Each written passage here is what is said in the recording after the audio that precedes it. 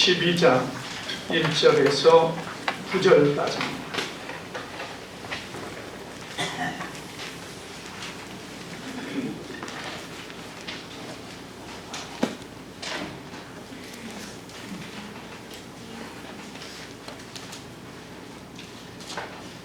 스가랴 12장 1절에서 9절에 있는 말씀 찾으셨으면 우리 한 절씩 교독합니다. 이스라엘에 관한 여호와의 경고의 말씀이라. 여호와 곧 하늘을 펴시며 땅에 토를 세우시며 사람 안에 심령을 지으신 이가 이르시되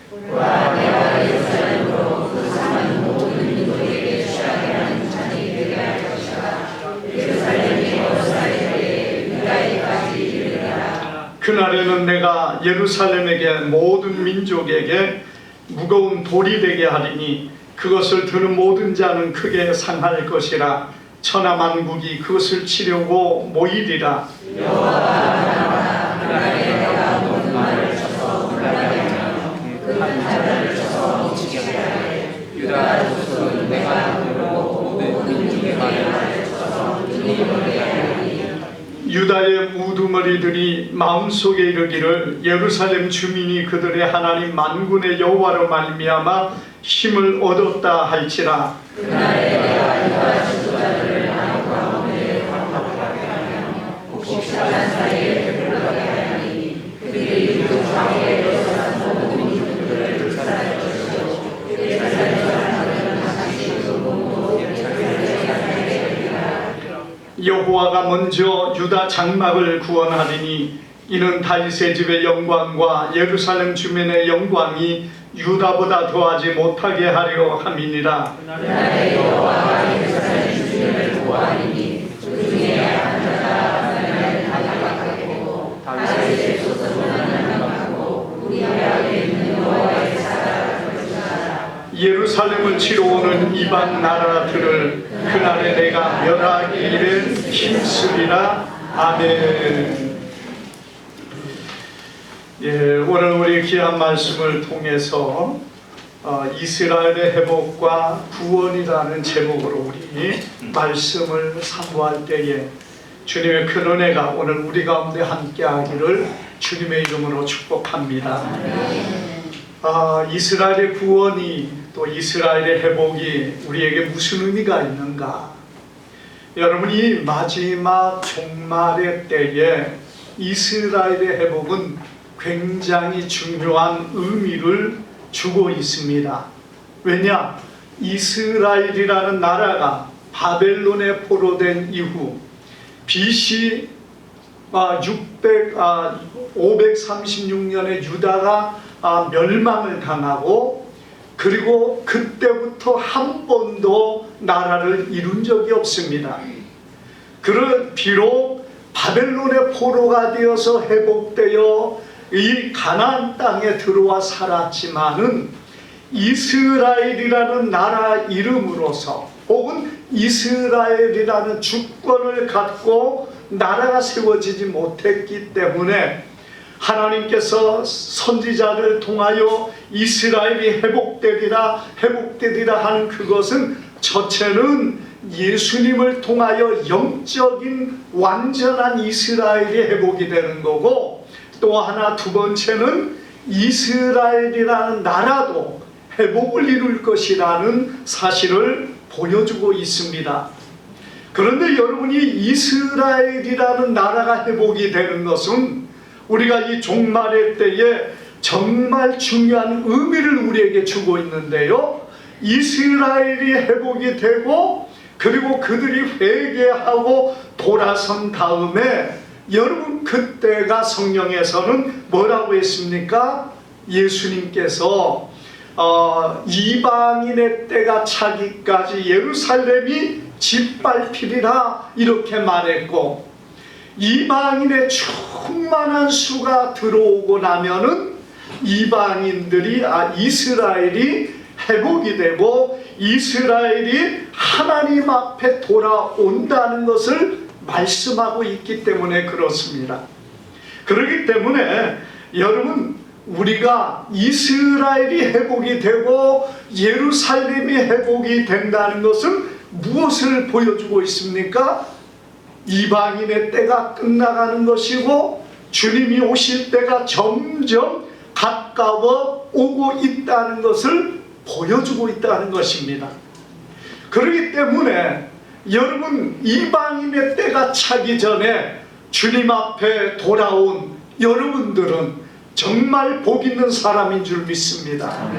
주님 앞에 왔다는 그것 자체가 이방인의 구원 받은 자로 하나님 안에 서 있기 때문에 여러분들이 그 안에 하나님의 백성이 되고 하나님의 선택받은 자가 되어서 하나님의 영광 가운데 들어가는 복된 사람들이라는 것을 성경은 말씀하고 있는 겁니다. 그러나 여러분, 이후에 들어오는 것, 이후에 들어온다는 것은 정말 힘들고 어려운 일이 될 수 있는 것이 바로 이스라엘이 회복되고 난 다음에는 어려운 일이라는 사실을 성경은 말씀하고 있다는 겁니다. 여러분, 어떤 분들은 이방인의 때를 얘기하면서 이방인의 때가 끝나는 것은 이방인들은 다 예수를 믿기 때문에 이방인들은 다 휴거돼서 올라가고, 그리고 남아있는 이스라엘 사람들이 그 위에 남아가지고 고난을 겪고 나서, 그리고 예수님이 예루살렘으로 지상 재림할 때 그때 예수님을 맞을 것이다, 그때 구원을 받을 것이다, 이런 식으로 이해를 하는 분도 있더라고요. 근데 여러분, 이방인의 때가 끝나는 것에 대한 부분이 성경에 2번 나오는데, 예수님이 한 번 말씀하면서 예루살렘에 대해서 이방인의 때가 차기까지 이방인에게 짓밟히리라 이렇게 말씀했고요. 그리고 사도 바울이 로마서에서 말씀한 것처럼 이방인의 충만한 수가 들어오기까지 이스라엘은 밀어내지고 어두워지고 그리고 깨닫지 못하고 있다가, 그렇게 그들은 이방인의 때가 끝나고 하나님의 은혜 아래서 이 이스라엘 백성들이 영적으로 회복되는, 그 영적으로 회복되는 게 뭐냐? 그들이 회개하고 하나님 앞에 돌아오는 때를 말씀하고 있다는 것입니다. 오늘 여러분, 우리가 이 본문에 보면은 하나님께서 이스라엘 백성들에게 이 이스라엘의 회복의 때에 대한 부분을 말씀합니다. 여기 말씀 보니까 2절에 보니까 이렇게 말합니다. 보라, 내가 예루살렘으로 그 사면 모든 민족에게 취하게 하는 잔이 되게 할 것이라, 이렇게 말씀하고 있습니다. 예루살렘이 모든 이방의 사람 혹은 사면의 사람들에게 어떤 것이 되냐? 취하게 하는 잔이 되게 한다는 거예요.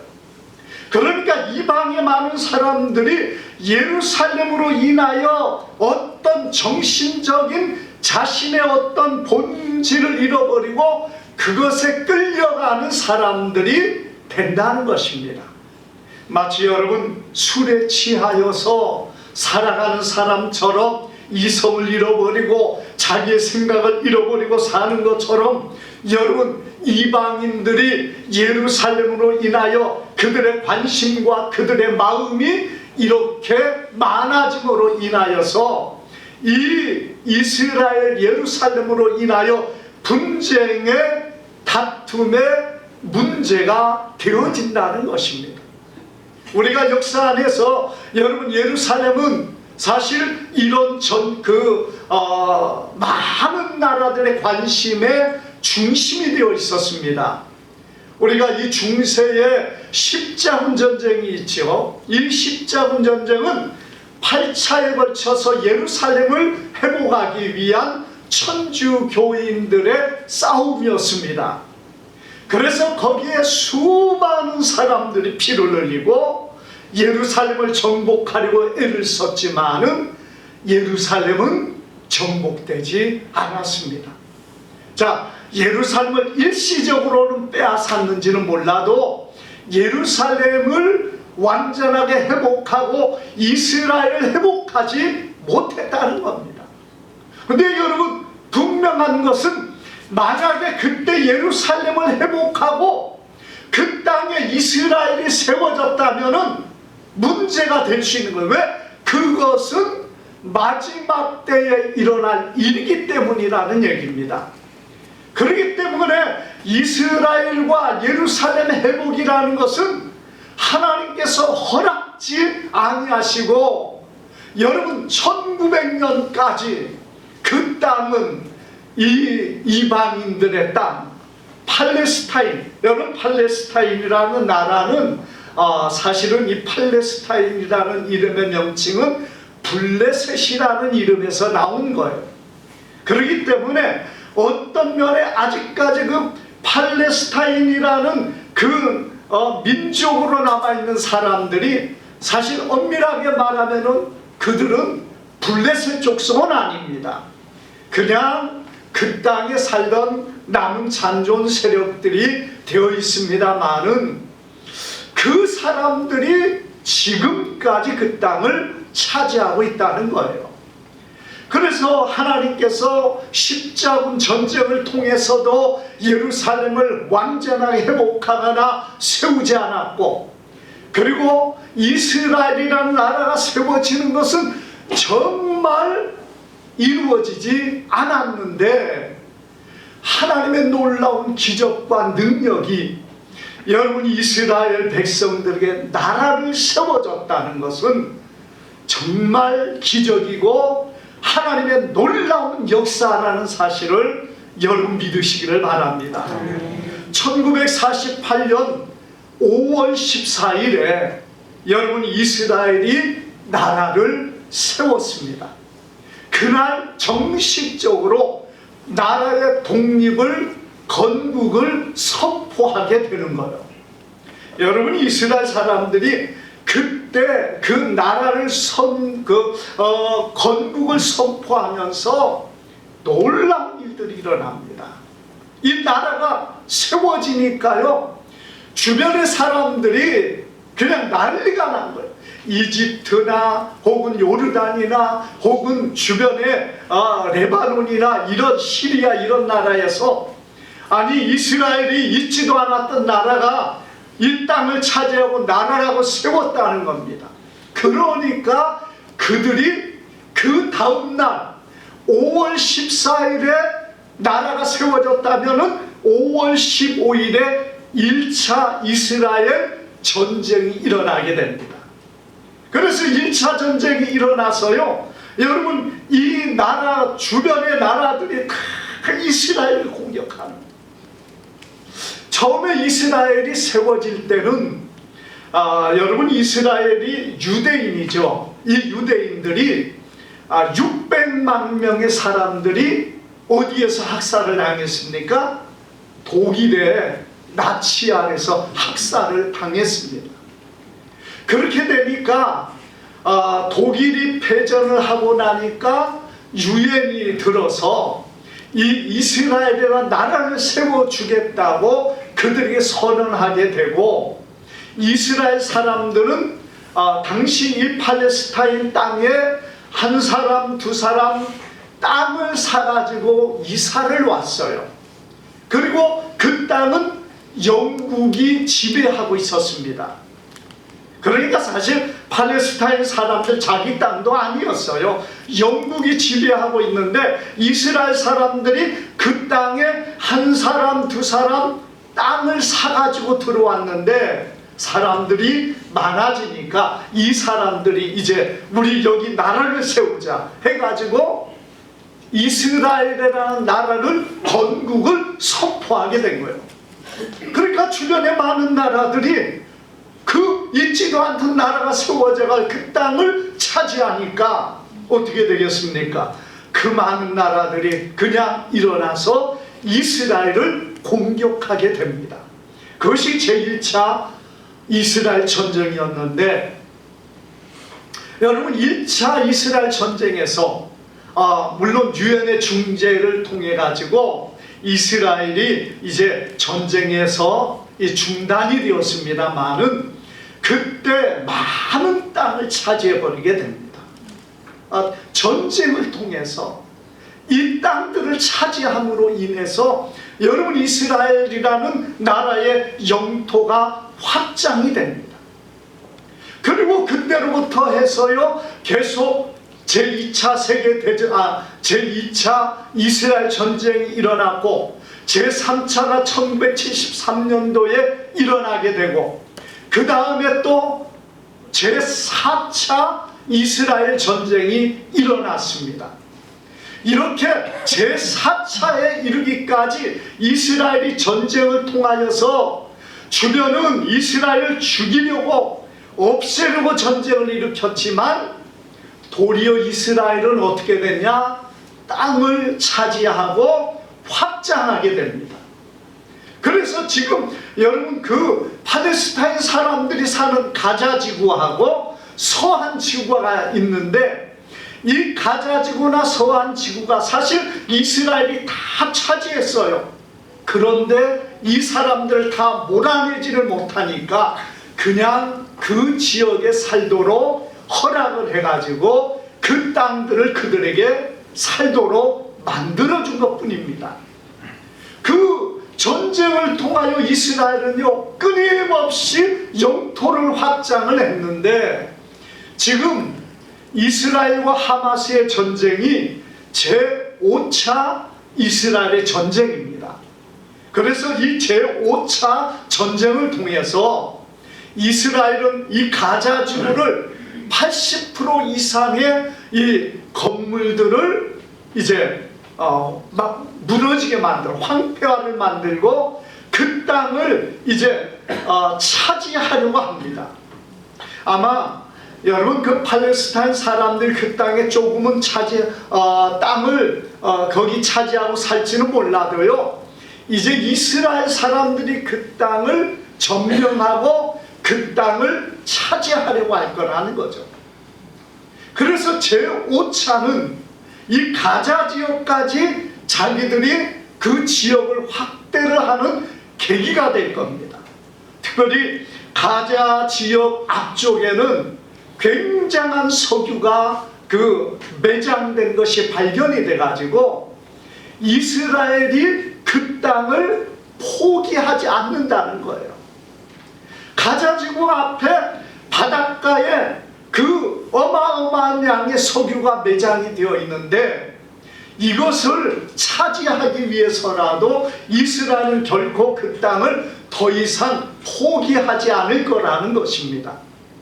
물론 여러분이 이러한 것들이 어느 선에서 전쟁이 마무리될지 알지는 못하지만은 아마 이 제5차 전쟁도 어느 선에서 마무리를 하고 중단이 될 것이고 이스라엘은 가자 지역을 차지하고 그 다음에 앞으로 어느 때가 될지는 몰라도 제6차 이스라엘 전쟁이 일어나면은 그때는 서한 지역까지 차지할 전쟁이 될 겁니다. 이것이 이번에 서한까지 그게 넘어가기는 세계적인 압박이 강하기 때문에 그러지는 못할 거예요.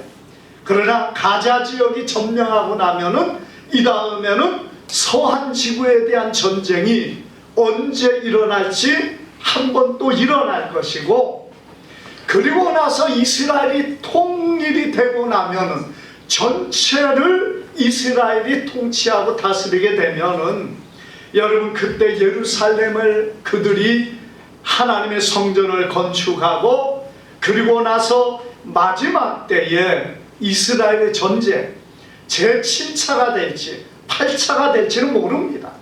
그러나 우리가 성경에 보면은 마지막 전쟁이 그 땅에 일어난 그런 역사가 앞으로 일어날 것이라는 것을 보여주고 있는 것입니다.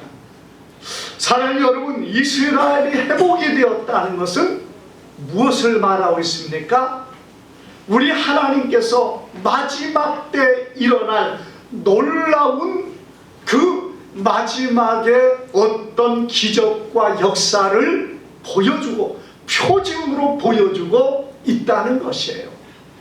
그렇기 때문에 여러분, 우리가 이스라엘의 5차 전쟁을 우리가 관심 있게 볼 수밖에 없는 것이, 이러한 일들을 통하여 하나님은 이스라엘을 멸망시키지 않습니다. 여러분, 이스라엘도 피해를 입겠지만 그러나 하나님께서 2000년 이상 떠돌던 이스라엘을 나라를 세웠다는 것은요, 우리 인류의 역사에서 대단하고 놀라운 하나님의 섭리라는 얘기입니다. 그게 그냥 우연히 되어지는 게 아니고 그냥 되어질만 하니까 되어진 것이 아니라 하나님의 놀라운 관심과 하나님의 역사가 있었기 때문에 여러분, 이스라엘이라는 나라가 이렇게 회복이 되었다는 것을 보여줍니다. 그런데 여러분, 이스라엘만 회복되면 되느냐? 이스라엘의 회복이 되고 예루살렘의 회복이 되어 예루살렘에 하나님의 성전이 건축되어지는데, 그걸 소위 말해서 제3성전이다 이렇게 말하게 됩니다. 여러분, 예루살렘에 제3성전이 세워지는데, 제3성전은 어떤 성전입니까? 적그리스도가 통치하는 그런 성전이라는 얘기입니다. 우리가 데살로니가 후서 2장 8절에 보면은 3절에서부터 8절까지 보면은 마지막 시대 적그리스도가 하나님의 성전에 앉아서 자기를 하나님이라고 말하고 있는데, 바로 그와 같은 일을 어디에서 합니까? 예루살렘 성전에서 할 수 있다는 거예요. 여러분, 그러기 때문에 그 성전이 예비되고 예루살렘이 회복되고 성전이 만들어진다면은 바로 그것이 적그리스도가 이 땅에 일어나서 자기를 그리스도라, 예수님이라고 말하며 사람들을 미혹하고 무너지게 만드는 그러한 일이 되어서 우리 예수님이 이 땅에 오실 수 있는 그러한 마지막 때의 일들이 일어나고 있다는 사실을 보여주고 있는 것입니다. 여러분이 예루살렘은 그래서 굉장히 중요한 의미를 우리에게 주고 있습니다. 오늘 우리가 말씀 가운데 보면은 마지막 때에 예루살렘을 취하게 만드는 잔으로 하나님께서 말씀하셨어요.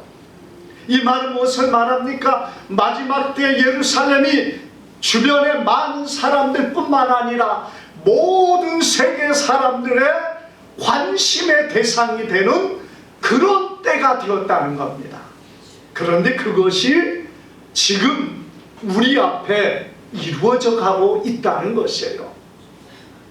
여러분, 예루살렘이 세계의 최대의 종교, 3대 종교의 가장 중심적인 관심과, 그리고 그들에게는 없어서는 안 되는 중요한 자리가 되어 있는 것이 예루살렘입니다. 여러분, 예루살렘이 성지가 되어 있는 것이 우리 기독교, 그리고 천주교, 우리 천주교도 우리 기독교 안에 포함을 시키고, 자, 그리고 이슬람도 예루살렘이 성지입니다. 그리고 그 다음에 유대인들도 성지입니다. 우리 기독교에서야 사실 이스라엘, 예루살렘 그게 회복이 되든 뭐 예루살렘에 뭐가 세워지든 우리하고는, 기독교하고는 전혀 상관이 없습니다. 문제는 이 예루살렘이 기독교 안에서도 그래도 성지이기 때문에 우리 예수님이 거니신 곳이고 예수님께서 말씀하신 곳이고 약속이 있는 곳이기 때문에 이 예루살렘이 회복이 되어서 바로 서 있는 것은 굉장히 중요한 부분일 수 있어도 우리의 구원과는 아무런 상관이 없는 것이 예루살렘이라는 얘기죠. 그런데 여러분, 이슬람은 다릅니다. 이슬람에는 그들에게 두 번의 평생에 순례의 장소가 있습니다. 하나는 사우디아라비아에 있는 메카가 있고요, 또 하나가 바로 이 예루살렘 안에 있는 그 황금 황금동 사원이라고 하는 이슬람의 성전이라고 하는 그것이 바로 예루살렘 안에 있습니다. 여기가 여러분 이슬람 사람들에게 평생에 한 번은 가서 순례를 해야 될 장소라는 얘기예요. 여러분, 그렇기 때문에 그들은 메카를 향해서 가는 것들을 보면은 여러분 우리가 그 영상을 통해서 많이 봤을 거예요. 수십만의 사람들이 그 메카의 그 검정 돌을 돌기 위하여 수많은 사람들이 때로 몰려가 가지고 어느 때는 거기서 압살을 당해 가지고 수백 명 또는 천여 명의 사람들이 압사당해 죽은 일들이 많이 나오고 있습니다. 그래도 그들이 끊임없이 거기에 가는 이유가 뭐냐? 그들의 율법에 정해져 있기 때문에 그래요. 또 하나가 여러분 이 예루살렘에 있는 황금동 사원인데, 여기는 뭐냐? 이슬람의 마호멧이 그 황금동 사원, 아브라함이 이삭을 제단으로 드렸다는 그곳에서 마호멧이 죽은 다음에 부활해가지고 승천했다. 여러분, 이렇게 그 사람들이 이상한 거짓된 교리를 만들었어요. 사실은 여러분 그들에게 부활 승천의 교리가 없는데 이상하게 그걸 만들어가지고 거기에서 승천했다고 그들은 말합니다. 그래서 여러분 이슬람 사람들은 거기를 자기들이 포기할 수 없는 성지가 되어 있어요. 여러분, 그리고 정말 가장 중요하게 여기는 게 어디겠습니까? 유대인들이에요. 이스라엘 사람들. 여러분, 이 사람들은 예루살렘이야말로 자기들의 근본이고 자기들의 신앙 안의 성지일 뿐만 아니라 자기들의 전부, 신앙의 전부가 되는 여호와 하나님의 성전이 있던 자리입니다. 그렇기 때문에 이 유대인들, 이스라엘 사람들은요, 이 예루살렘의 하나님의 성전을 세우는 것이 자기들의 가장 중요한 목표가 되어 있습니다. 그들이 지금 남아있는 통곡의 벽에, 그 벽 앞에서 무엇을 합니까? 하나님께서 이 황금동 사원을 무너뜨리게 하시고, 그리고 거기에 하나님의 성전이 세워지게 해달라고 여러분 지금도 그들은 통곡하며 거기에서 기도하고 있다는 거예요. 그게 우리 하나님과 아무런 상관이 없는 것이기도 하지만은 예루살렘이 회복이 되는 것은 사실은 중요한 의미가 있습니다. 마지막 때에 우리 이 세상이 끝나고 나면은 하늘로부터 뭐가 옵니까? 새 예루살렘이 내려오는 거예요.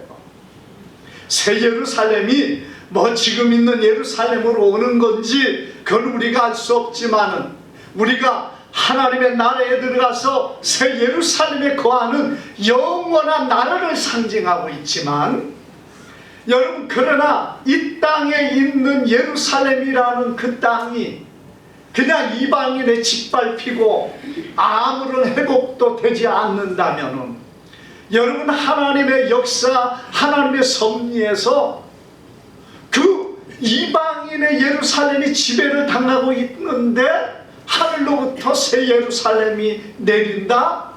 여러분, 별로 그렇게 좋은 이미지가 아니란 얘기예요. 그래서 우리 하나님께서 여러분 이스라엘이란 나라를 회복을 시키는 것도 여기에 있어요.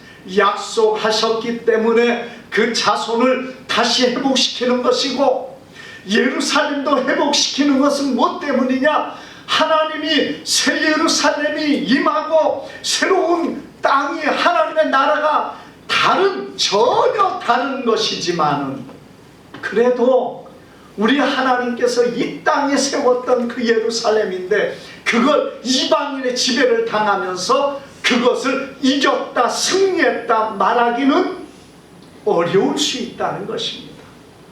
그래서 여러분, 비록 이 땅의 예루살렘이 아무런 의미가 없을지라도 우리 하나님 앞에서는 또 다른 모양 안에서 모양새가 좋지가 않다는 거예요.